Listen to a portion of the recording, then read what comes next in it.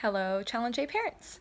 I would like to give you some help today on how to find the grammar rules that you are responsible for studying each week and some ideas on how to learn them. So in your guide under grammar, under the at-home portion, it tells you the books that are required, and then it gives you books that are not required but suggested in italics. Over here it tells you what your assignments are for that week in class. You want to get all of this done, all of the at-home portions done before coming into class on week 1. So it's the opposite of the essentials or the foundations guide where it's introduced in class and then you go home and do the work. We're actually swapping that around now. So for the grammar rules in Latin, it tells you your grammar numbers for this week are 31 through 33. In the assignment, it says, copy and learn all assigned grammar rules in Henle Grammar, or your blue book. This is your Latin grammar book, the blue book. And you find your rules not by page number, but by rule number. So the rules are listed in the margins.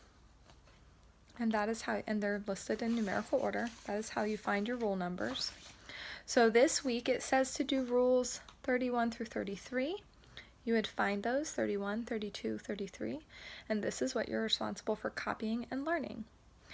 I recommend highlighting them once you have reached them in the guide.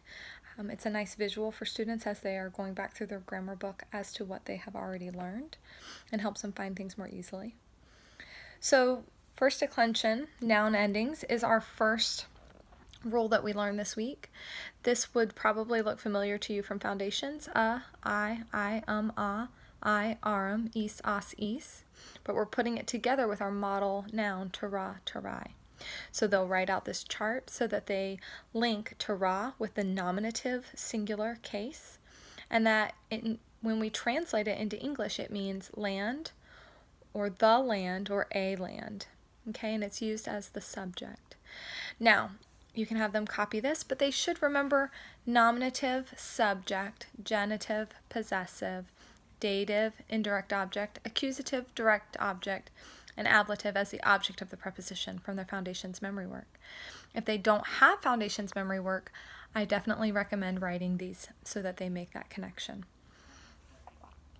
This is a chart. This is a noun first declension chart. They can chant it, they can write it, they can make a puzzle out of it and put the puzzle pieces together, whatever way you find is most effective for them to memorize. Then they're going to memorize the rules pertaining to gender in first declension. All nouns naming individual male persons are masculine, and it gives an example. Okay, so you will have them write this out in their notebook and have them memorize it. They can chant it, they can put it to a song, whatever works best for them. Okay, I hope that this video has been helpful.